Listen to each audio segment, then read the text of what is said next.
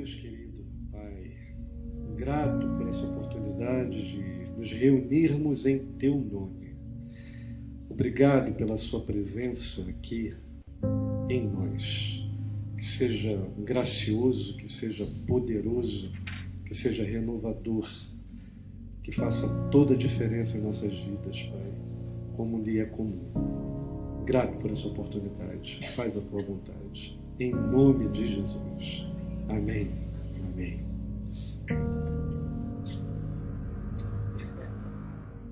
Boa noite, gente boa. Tudo bem? Que bom. É um prazer enorme para mim estar com vocês hoje aqui. Essa será a primeira de muitas outras reuniões e encontros com a graça de Deus. E também encontrar tanta gente querida. Eu virei aqui para a direita, já bati na Pita, sentadinho aqui ao lado do Manga, Paulo Leonel, meus queridos. Gostei demais da música que eu ouvi quando estava entrando aqui, sobre a Ordem de Melquisedeque, uma sequência toda. Fiquei muito feliz e honrado. Que Deus te abençoe mesmo. Depois me manda, que eu preciso saber essa letra das coisas que eu falo. Olha aqui, minha gente. Eu nunca sei o que eu vou pregar e sempre sei o que eu vou pregar. Eu nunca sei o que eu vou pregar porque eu não sei a partir de onde eu vou pregar. Eu sei o que eu vou pregar porque qualquer ser que seja a coisa que eu diga é a partir de Jesus, viaja por Jesus e conclui com Jesus. Então, vindo para cá, eu vinha com uma mensagem que me veio, um texto, pela minha conversa do hotel para cá com o André, que ele mencionou alguma coisa sobre semear a semente. O André falou isso no carro, e eu falei, poxa, era mais ou menos isso, meu coração estava com essa semente enquanto eu estava tomando banho, a semente. E aí depois eu entrei, fui tomar ali um chazinho com uma água, e a propósito de alguma coisa que falaram, meu coração já foi para um outro texto em João, e a pergunta dos religiosos de Jerusalém, até quando nos deixarás a mente em suspenso? Aí eu falei, eu acho que eu vou pregar sobre isso. Aí quando eu vim entrando aqui, olhei em volta, falei, meu Deus, está todo mundo afogando.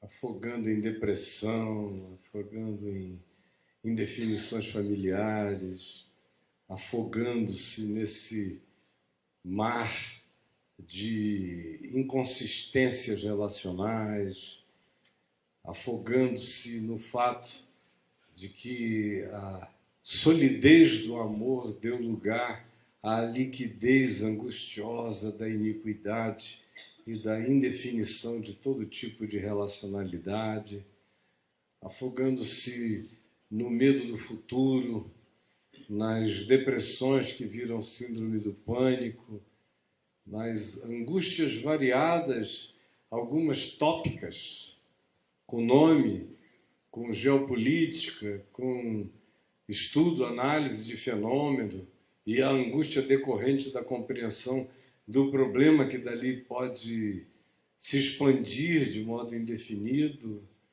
Há outros que estão aqui angustiados sem saber porquê. São angústias sem elemento tópico, amorfas.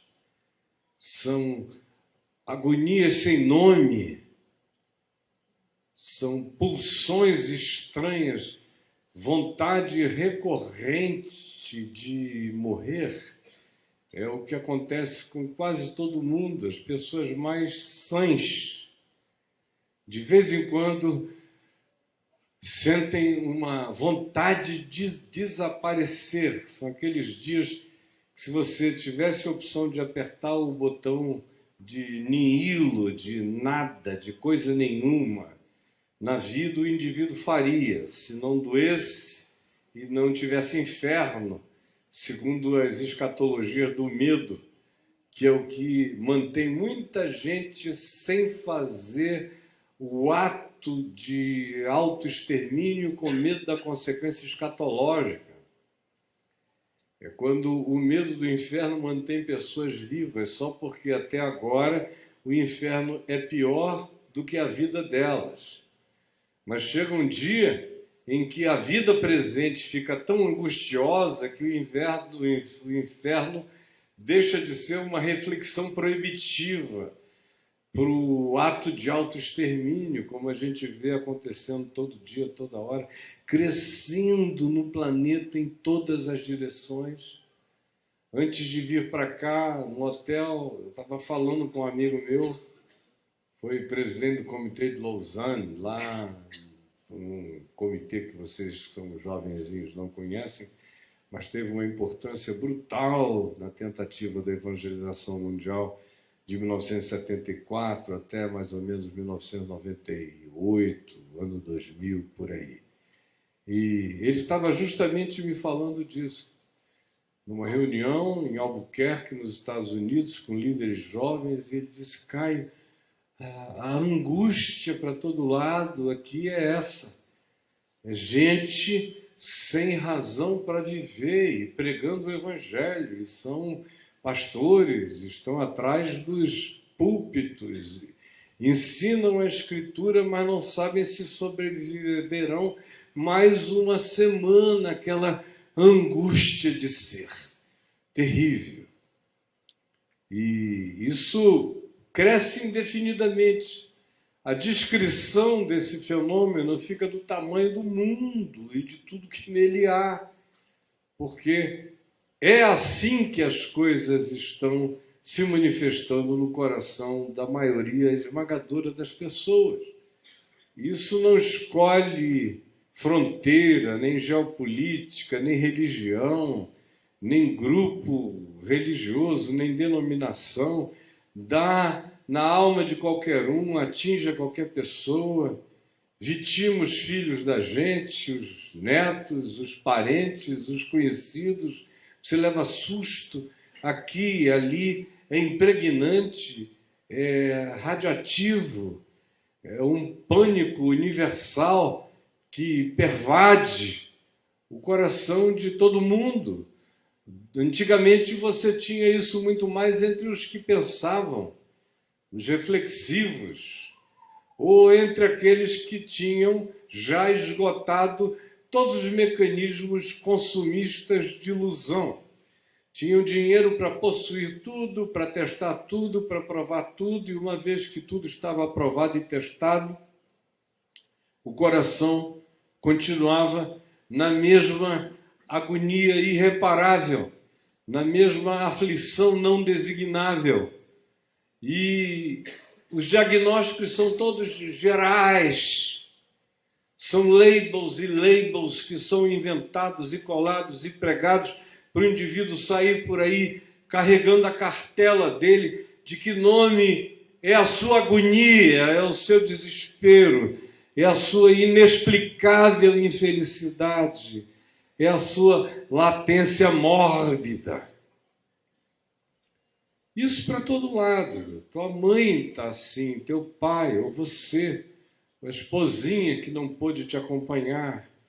Eu encontro toda hora, por incrível que pareça, gente apaixonada enquanto sente a pulsão de se matar.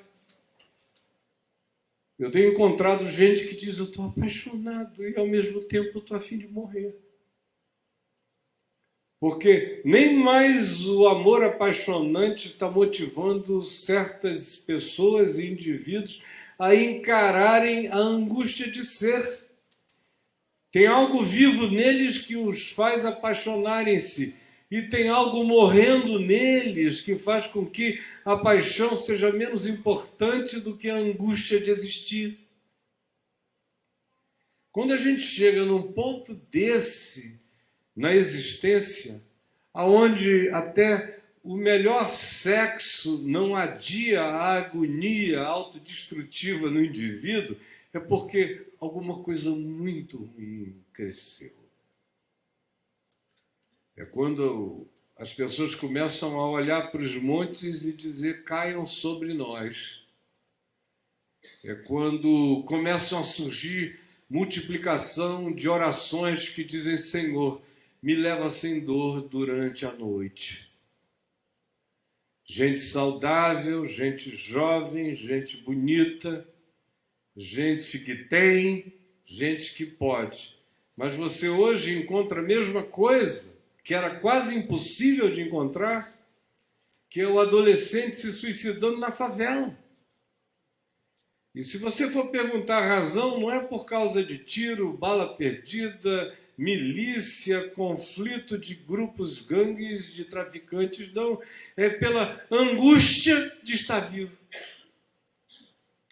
Quando o pobre começa a querer se suicidar, vocês podem ter certeza que o termômetro da angústia chegou ao abismo. Por quê?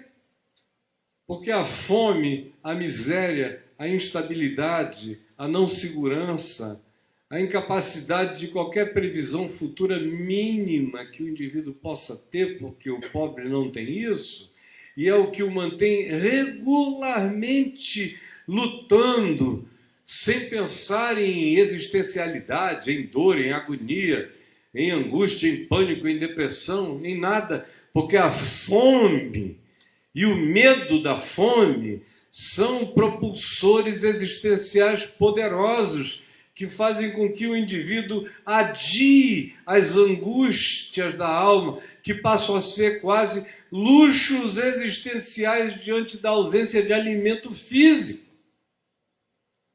Mas chegamos num ponto e num tempo no qual o pobre está se angustiando com a angústia existencial da classe média para cima, dos que já solucionaram o problema do pão. Vejam o nível dessa agonia. O indivíduo sem pão não está pensando na sobrevivência, está pensando muitas vezes em não aguentar a existência, não é pela pobreza, é pelo vazio. Aí você pega os dois extremos. O rico apaixonado, ainda assim sente vontade de morrer, e o pobre faminto, ainda assim sente vontade de se matar. Os extremos da humanidade estão se fechando numa mesma angústia de existencialidade. Nada é concreto. Os meus casamentos, os modos de fazer casamento, eu estou fazendo um casamento há 46 anos. No curso desse quase meio século, eu mudei o modo de fazer casamento. Quando eu comecei a fazer os casamentos, tinha uma certeza enorme que aquele cara e aquela menina iriam ficar velhos juntos. Ia ser bonito, ia ser como sempre foi. Depois de um tempo, a média foi para cada dois que você casava, um se separava. Agora a média aumentou. Agora, no quarto casamento, talvez o cara tenha uma chance de ficar até o fim da vida. Mas antes disso, está ficando cada vez mais complicado. Você quase que casa dizendo: bom, até o próximo quinquênio. A gente se vê daqui a 5 anos. A cada quadriênio a gente checa, e olha lá. De vez em quando eu caso casais que não fazem 1 ano de casado, já se separaram. Já tive alguns que se separaram na lua de mel por incompatibilidade de gênios. Uma semana de convívio gerou a insuportabilidade entre eles. Aí você vai vendo. Aí a guerra ideológica, a ideologia de gêneros. Um grupo diz: não, se nascer com pinto é homem. O outro grupo, e aí o mesmo grupo diz: se nascer com pepeca é mulher. Aí vem vários outros grupos que dizem: não, depende.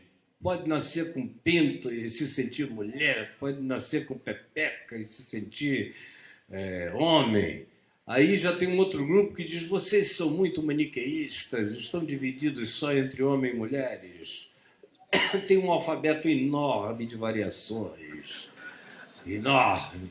Aí vem uns e chamam isso de ideologia de gênero. Aí vem um outro grupo e diz: não, é apenas crise de identidade.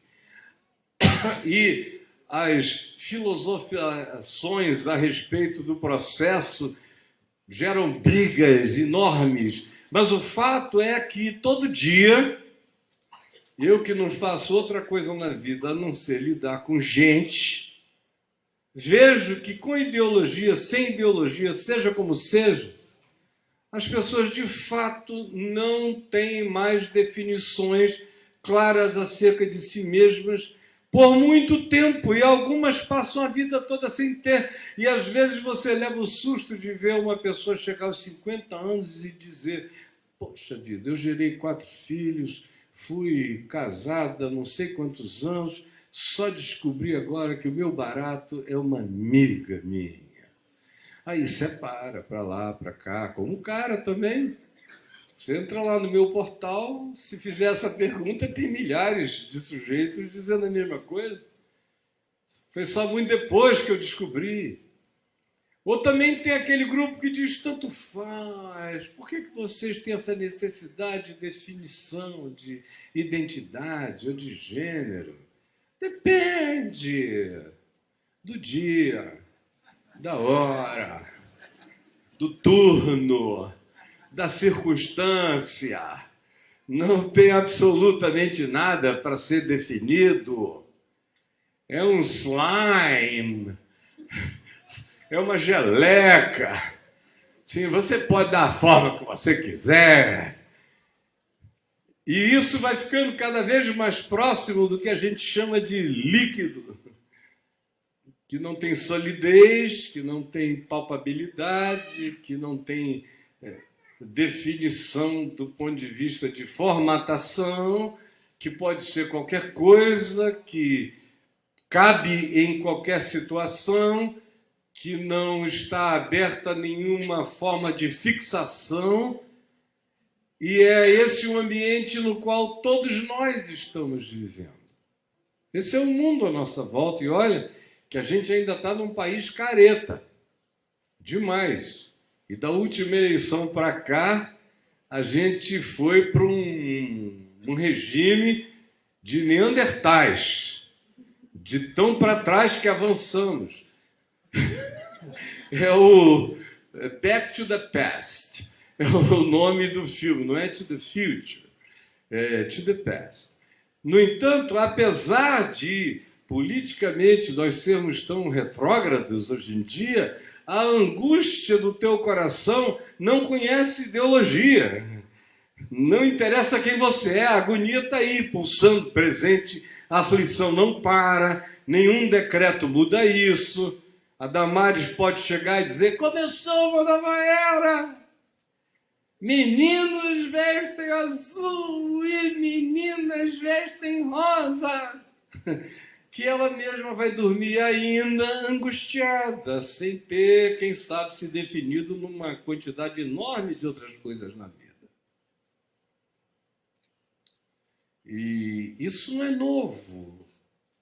Para quem olha para Jesus e tem nele o farol que ilumina todas as perspectivas, que me ilumina o passado e dele me permite evocar o melhor, que me ilumina o presente, e nele me ajuda a definir em favor do que é bom, e me projeta o futuro, e me ajuda a ver o que vem. Quem tem essa possibilidade, esse olhar e essa perspectiva, não se assusta, como eu não estou assustado com nada disso. Isso para mim era o óbvio, isso aconteceria.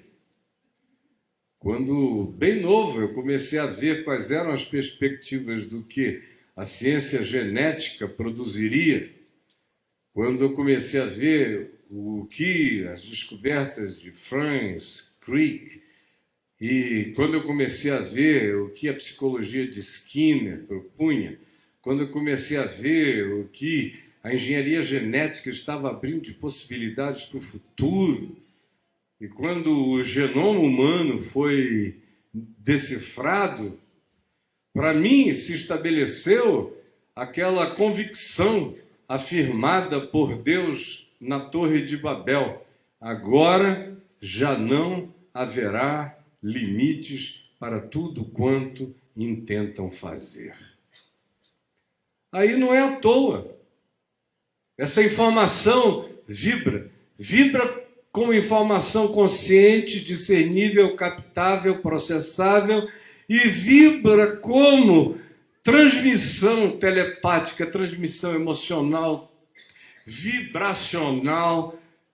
Isso se comunica no nosso inconsciente coletivo, nos nossos sonhos, nas mensagens subliminares, está tudo presente. Os mitos contemporâneos, já há 25, 30 anos, são todos seres em processo de mutação, transformação, rearranjo, capacidade de se tornarem outra coisa que originalmente não eram. E a ciência genética dá garantia. Eu me lembro, a primeira vez que eu fiquei cara a cara com um fato desse foi em 1984. Um rapaz, um médico querido, que era minha ovelha, quando eu pastoreava na igreja presbiteriana, muitos anos atrás, 84, né? Então, foi fazer um doutorado na França, em Paris. E naquele tempo eu passava muito por Paris, umas 5, 6 vezes por ano, indo para algum lugar pregar. E ele estava lá sozinho, e toda vez que eu passava eu dava uma parada, o pegava lá no Hospital São Luís, em Paris, e a gente ia comer um joelho de porco ali na beira do Sena, tomar um vinho e conversar sobre o Evangelho, tantos anos. E aí um dia ele chegou lá, eu cheguei lá e ele me apresentou um amigo dele. Um garotão bonitão, fazendo doutorado também, sarado e tal. A meninada aqui, a mulherada, ia achar ele interessante. O fato é que, primeira vez, me apresentaram aquele rapaz e tal. Como é que é, pastor? Tudo bem? Tal. Aí eu voltei 6 meses depois lá no hospital. Ele já estava um pouco diferente. Oi, pastor. Aí foi se amaciando. Aí, um ano depois, eu encontro com ele, doutorado lá, 4 anos, se não me engano. Aí ele já estava assim com um peitinho, e começando a usar uns bustiers. Estava começando a ficar gostoso, rapaz. Sim. Estava ficando uma gracinha. Aí, quando eu volto da outra vez, ele já estava falando com uma voz inimaginavelmente doce. E aí o meu amigo me disse: da próxima vez que o senhor voltar, o senhor pode se preparar para qualquer coisa. Aí da outra vez que eu voltei, ele tinha cortado o pinto, tinha aberto uma vagina no lugar, estava todo feminino, um cabelo lindo, deslumbrante, e agora o nome dele era feminino, e ele me apresentou: me desculpe, eu era o fulano, mas agora eu sou do seu. Eu digo: tudo bem. Conversamos, depois eu falei: escuta, rapaz, você mora em Caraí, Niterói, né? Ele é. Eu falei: teu pai está sabendo? Tua mãe? A moçada? Você avisou que você tinha encontrado a Luísa Brunet, tinha decidido não, como é que era o nome dela? A Roberta Close, naquele tempo, que era a mulher mais bonita do Brasil, era a Roberta Close. E você só descobria que tinha alguma coisa ali quando você olhava o tamanho do sapato, que era... O sapato não dá para reduzir o pé, cortar. Então, o pé era masculino, mas o resto era uma das mulheres mais lindas do país. Você já falou que você vai voltar, Roberta Close, para cá? Falou: esse aqui é o meu problema, ninguém sabe. Eu falei: cara, você é médico. e não é cardiologista. A especialidade dele era dermatologia. Falei, se você não avisar para eles, convide todos os amigos cardiologistas, porque a família vai infartar. Se você puser o pé lá em 84, aí já seria 88, não vão estar preparados. Então, o que nos cerca é isso, e eu vejo a agonia, por exemplo, de pais que não sabem o que fazer com esse fenômeno. Os filhos, os netos. Outro dia, uma pessoa que trabalha com a gente, tem um ano mais ou menos, ligou lá para casa e falou com a Adriana que precisava correr lá em casa, falar comigo e com ela, urgente, era um casal muito amado. Que uma coisa horrorosa tinha acontecido. Falei, meu Deus, o fulano descobriu que o fulano, já com quase 60 anos, gosta mesmo de outras coisas. Será isso? Aí eu fiquei pensando, não é ela que se apaixonou por não sei o quê. Aí eu fui vendo as alternativas do horroroso, câncer, incurável, já terminal, horroroso, o que será? Aí chegam, eu e a Adriana preocupados, senta aqui fulano, senta fulano. Aí eu virei e falei, escuta, me conta, que coisa horrorosa é essa? Aí ela começou a chorar e falou, pastor, o meu filho, fulano de tal, é gay. Falei, que alívio, pelo amor de Deus. Depois de me preparar para um negócio, você vem me dizer que o garoto é gay, ele, o primo dele, o outro ali, aqui na rua, todo mundo. Nesta reunião aqui tem um bocado, manifestos e enrustidos, tanto faz, está lotado. E você vem me dizer que essa é a coisa horrível? Dê graças a Deus, porque o menino está aí inteiro, vivo, é crente, ama Deus, está lidando com uma situação que ele não desejou, não buscou, e teve a coragem de te dizer que essa é a agonia dele.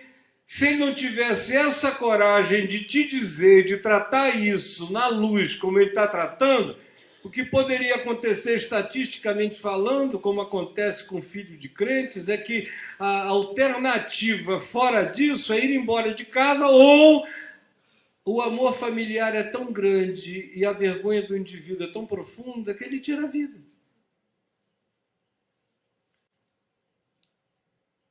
E o nome que o Zygmunt Bauman deu para esse estado de coisas que eu aqui defino de maneira tão superficial e rápida foi sociedade líquida, feita de amores líquidos, de relações líquidas, não concretas, não duradouras, necessariamente fluidas, sem aceitarem nenhum tipo de fixação, de fixidez, de qualquer que seja a realidade que traga um mínimo de estabilidade para a mente, para o coração, para as emoções, para a perspectiva de futuro, de vida, do que quer que você chame vida ou tenha chamado vida até o dia de hoje.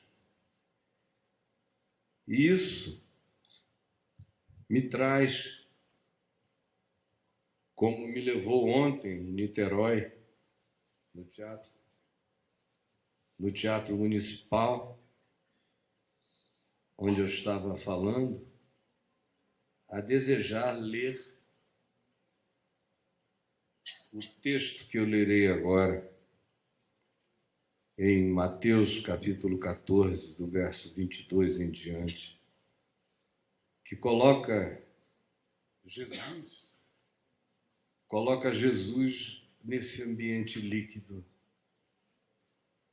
de fluidez, de não solidez, de inviabilidade para o caminhar humano.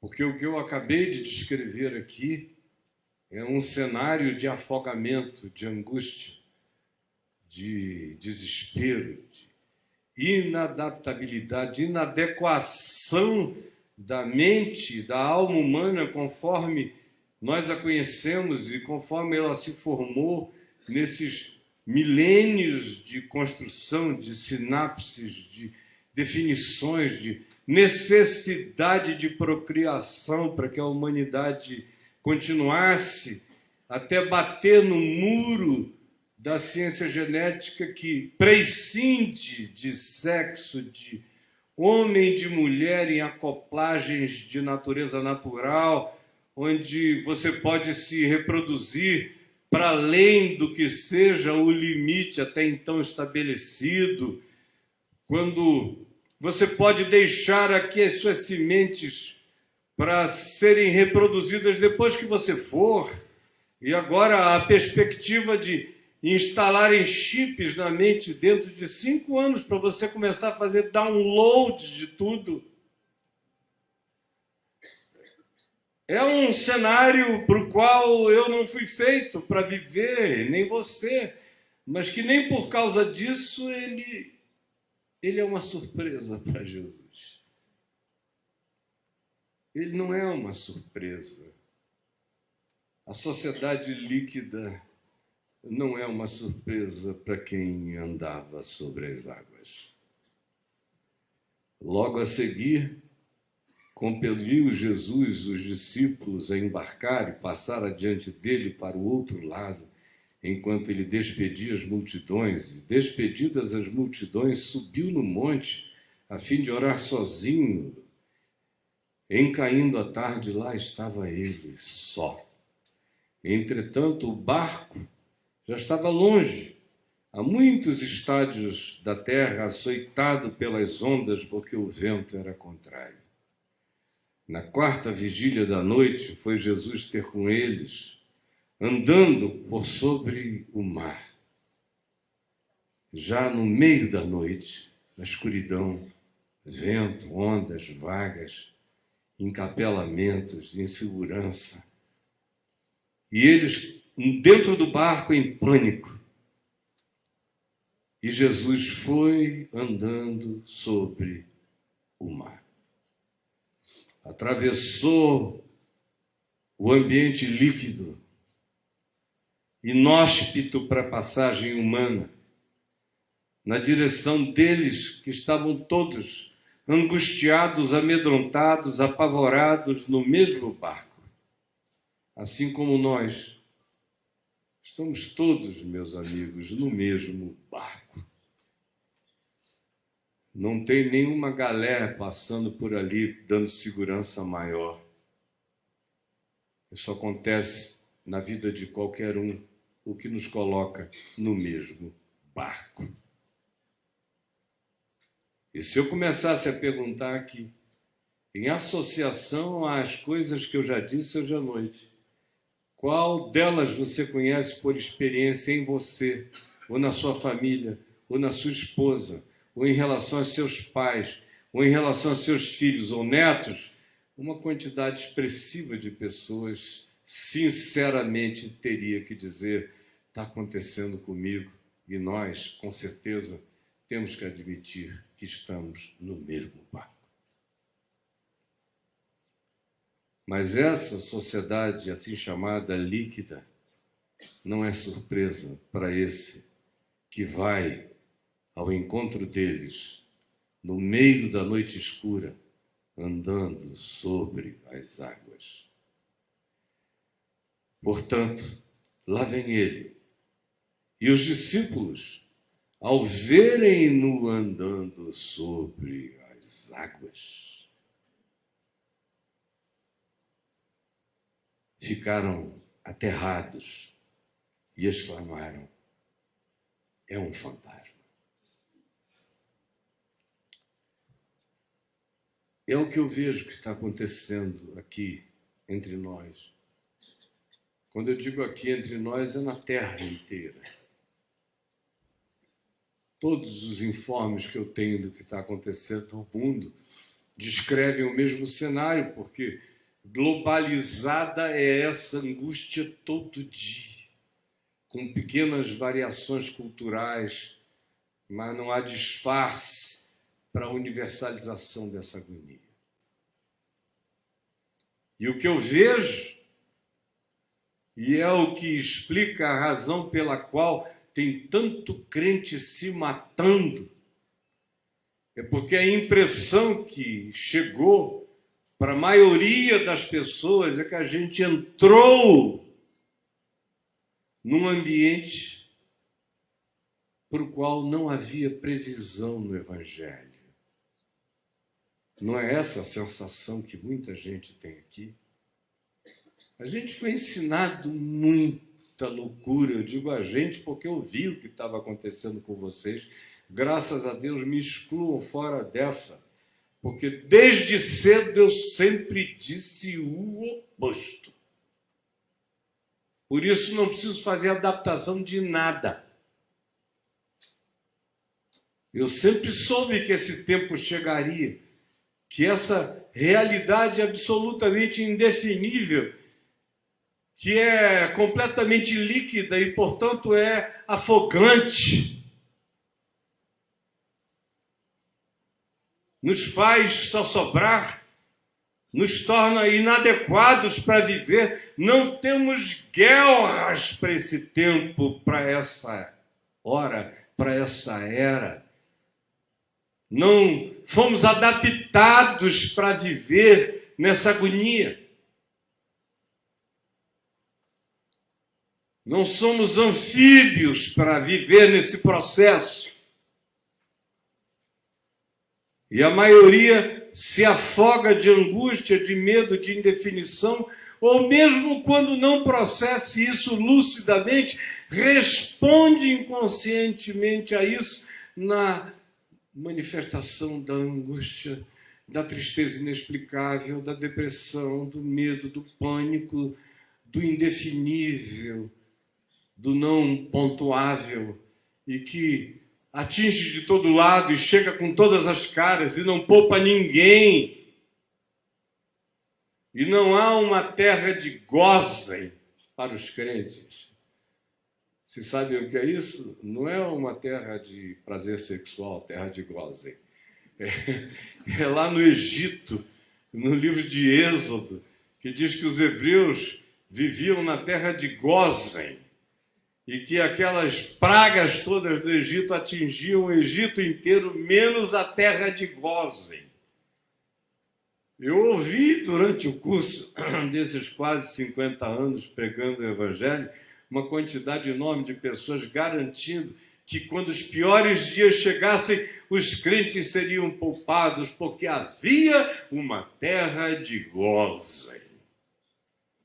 Era uma terra de gozação que se fez com a alma da maioria de vocês, porque está aí, e ninguém é poupado, todos nós no mesmo barco. O que acontece ao justo acontece ao injusto e vice-versa.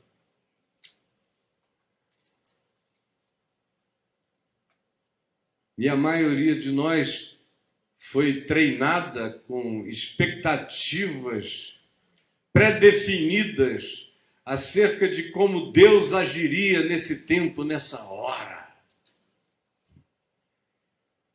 E tudo que se disse que Deus faria nesse tempo e nessa hora não está acontecendo conforme as predições.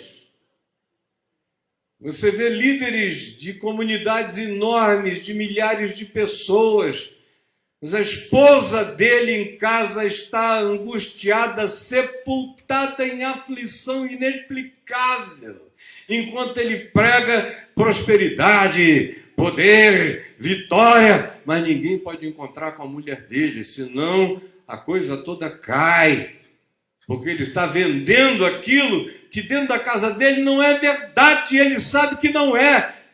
Mas é essa pseudo-positividade que traz milhares e milhões de dinheiros para o cofre da mentira. Mas nós estamos no mesmo barco. e despreparados até para a chegada de Jesus entre nós. Houve tantas pré-definições.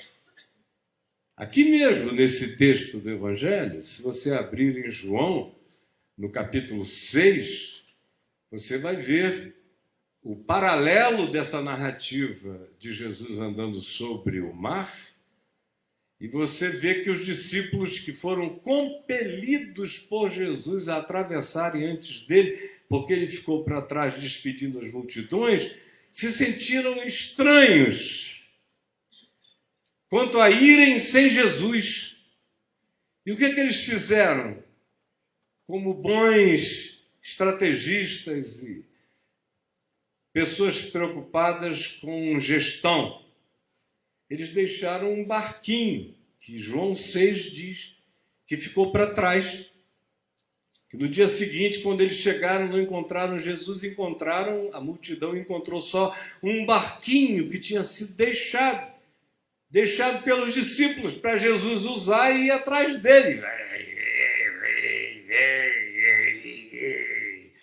No Mar da Galileia, com aquele vento da depressão sírio-africana soprando contra do norte para o sul, e eles tinham que fazer uma diagonal de Tiberíades para Betsaida, no pior do vento contrário. Mas deixaram um barquinho e ficaram olhando no horizonte. Jesus, segundo a escatologia deles, Jesus pré-tribulacionista, vem antes que o bicho pegue. Aí o bicho pegou, pá! Aí não, Jesus mid-tribulacionista. É o Jesus que vem no meio, é o medium, que vem no meio antes da carne torrar. Aí a carne passou. Está ficando preto. Aí o cara, o que eu faço?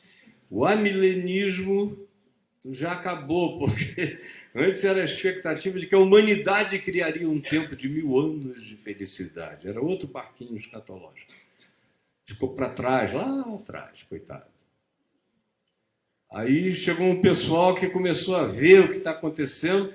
Eu tenho amigos que têm mais ou menos a mesma idade que eu, que fizeram parte de muita coisa como eu, que eu chamei para fazerem parte de um monte de coisas que eu realizava no curso dessas décadas e que hoje em dia não aceitam fazer mais nada, falar mais em lugar nenhum, porque eles olharam em volta e não viram sinais de Jesus na liquidez da história e disseram, não, pensando bem, Jesus foi a melhor coisa que já aconteceu, mas eu não creio que ele vai voltar mais não, porque não voltou até agora.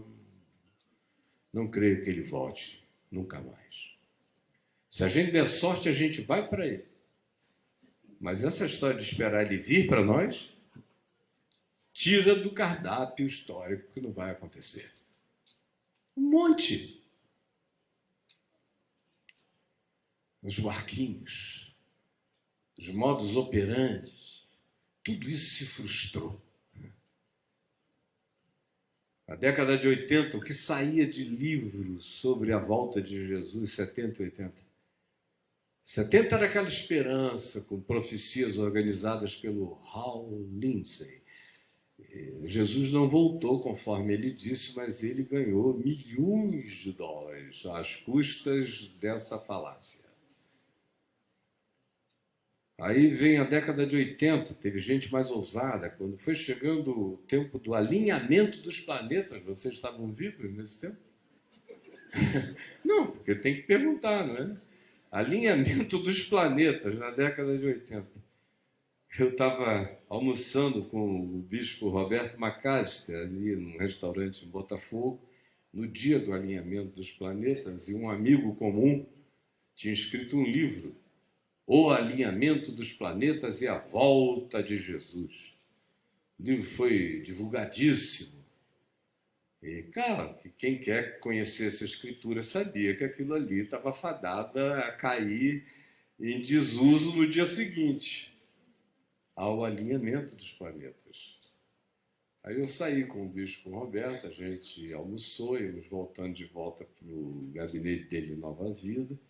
Aí ele botou a mão no meu ombro, um homem assim meio solene e ao mesmo tempo de uma ironia fina, muito fina. Aí ele botou a mão no meu ombro e falou: Caio, você não acha que a gente deve fazer uma ligação para o nosso irmão, era o autor do livro, para o nosso irmão fulano de tal, fazendo uma nova sugestão de tema? Aí eu falei: qual seria a sua sugestão para ele? Aí ele disse: eu acho que eu escreveria um livro intitulado Desculpem Qualquer Coisa. Mas naquele período, nos anos 80, marcaram a volta de Jesus muitas vezes aqui no Brasil, gente que vocês conhecem. Nos anos 90 ainda, a última foi em 97. Depois teve aí, já era uma coisa maia, em 2012. Mas o fato é que os barquinhos deixados para Jesus atravessar a liquidez da existência, o barquinho ficou para lá e Jesus abandonou os métodos. E chega assim. Eu sei que eu sou da parte de Deus e prego o evangelho da graça desde o primeiro dia em que comecei a pregar, e vou pregá-lo até o último dia na terra. E eu não mudei. Meu cabelo cresceu, foi só isso. A barba sempre esteve aqui, desde 18 anos de idade. A mensagem que eu prego é exatamente a mesma, não tem surpresa nenhuma. Mas vocês mudaram tanto. E vocês se derreteram, se liquefizeram, se desconstruíram de tal maneira que eu chego, prego a mesma mensagem, mensagem Jesus, mensagem evangelho, como sempre foi, como sempre será. E o que eu vejo de todo lado é o pessoal dizendo: é um fantasma, enlouqueceu. Hoje eu já ouvi 4 vezes que eu perdi o juízo. Sério, foi pouco hoje. Ontem eu ouvi umas 5. São pessoas amorosas que dizem: puxa vida, eu encontrei o fulano, convidei para ele vir aqui. Ele falou: acho que eu não vou não, porque eu tenho a impressão que o Caio perdeu. He lost it. Ele perdeu o juízo, a sanidade. E eu olho e digo: meu Deus, obrigado pela mesma insanidade com a qual tu me converteste. Eu peço que tu me batizes nela até tu me levares para ti, sem mudança nenhuma. Mas o mesmo Jesus, a mesma palavra, virou um fantasma. E quando nesse tempo líquido, caracterizado por tudo isso que perdeu a definição, a palpabilidade, a fixidez e a certeza, quando essa mesma palavra paira sobre isso, anda sobre isso, não tem medo disso, enfrenta isto, ainda assim tem gente que não reconhece. É um fantasma.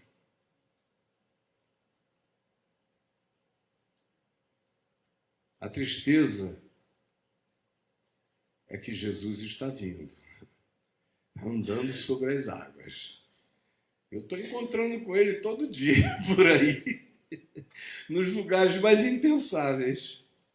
Mas a maioria de nós não consegue perceber a graça de Deus em movimento nesse tempo de angústia líquida, de vento contrário, de vagas, de ondas, de pânicos, de medo. Enquanto todos nós ameaçamos afogar nas angústias, habitando o mesmo barco, ele vem na nossa direção, está vindo todo dia, mas a gente não está conseguindo reconhecer a manifestação da graça de Deus em nosso favor, porque ela não combina com aquilo que a gente tinha imaginado. E com o que nos garantiram que daquele modo seria.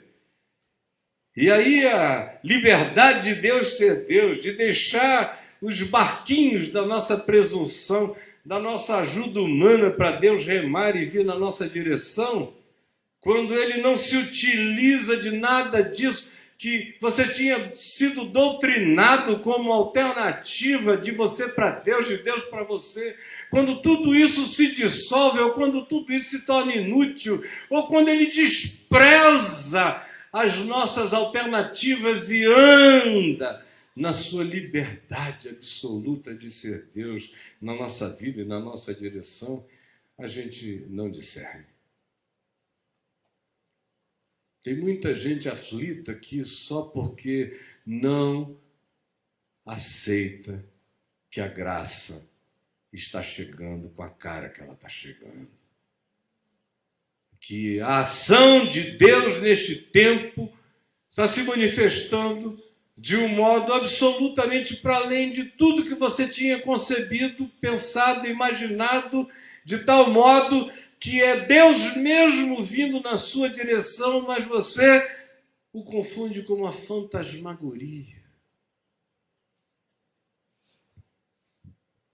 Essa é a agonia, essa é a aflição da grande maioria. Essa sensação de vazio, de orfandade,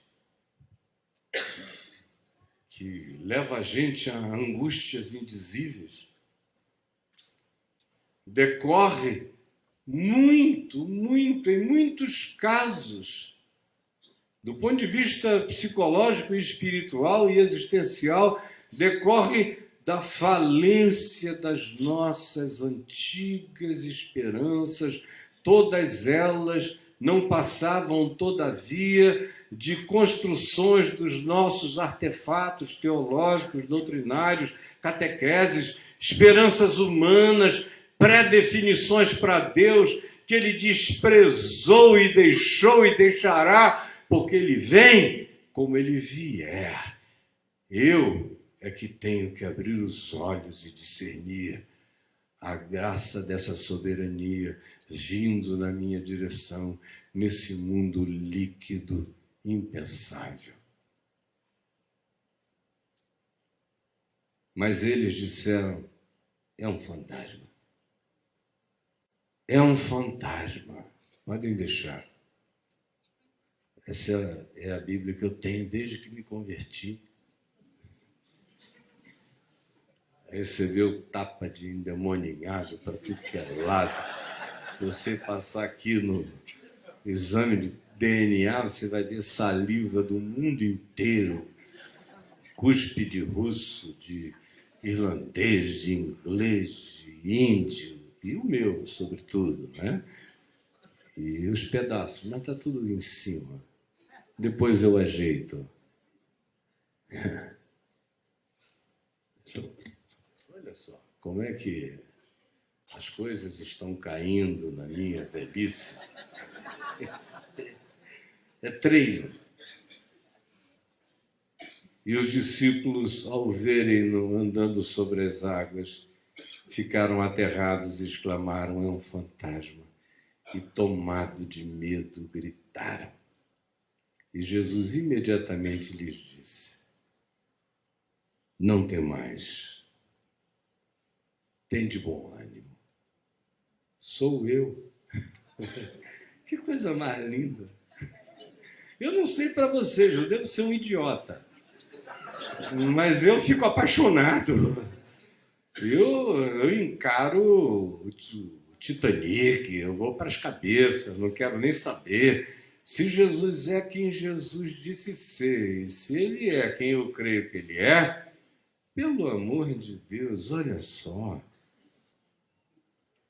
Mas Jesus imediatamente lhes disse, não tem mais, tende bom ânimo, não tem mais. Isso, para mim, é tudo.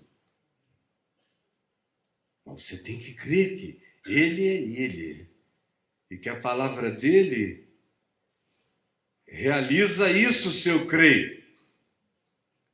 Realiza no deserto, realiza na montanha, realiza na caverna, realiza no abismo, realiza sobre as águas, realiza contra a existência. Pois se eu subo aos céus, lá estás. Se eu faço a minha cama no mais profundo abismo, lá estás também. Se eu tomo as asas da alvorada e me detenho nos confins dos mares, ainda lá me guiará a tua mão e a tua destra me susterá. Se eu digo as trevas com efeito me encobrirão e a luz ao redor de mim se fará noite, até as próprias trevas não te serão escuras, pois para ti as trevas e a luz são a mesma coisa. A porção seca, sólida ou a líquida, inatravessável, também são a mesma coisa. Mas ele tem que ser ele para mim, não uma fantasmagoria. O Cristo não percebido, não definido, é assustador na hora em que a existência fica líquida. Ele parece ser um elemento a mais do nosso pavor, enquanto a gente não o discerne, não o acolhe e não crê nele. Aí você diz, eu tenho crido nele desde que eu sou pequenininho. Não, meu querido, desculpa, mas não é verdade, não. Não creio, desculpa. Porcaria nenhuma. Olha só como é que é. Como você não crê. Olha aí para a tua vida, vê se tem o que ele prometeu que ia ter. Ele disse que quem crê, dá onda. Se você crê, meu irmão, dá barato. Se você crê, o bicho pega. Mas é crer, tem que crer. Não é esse negócio, essa nossa empolgaçãozinha, que dá até com mais força no Maracanã. No jogo do Flamengo contra o Vasco. Botafogo e Fluminense não dá tanta onda, não. Mas Flamengo e Vasco, Flamengo e Corinthians, o negócio dele dá onda. E é carnal a onda. Alguns cultos com muita música, muita alegria, dá um barato. Mas passa logo. Eu estou falando de um negócio que separa os meninos dos homens. Vocês entenderam?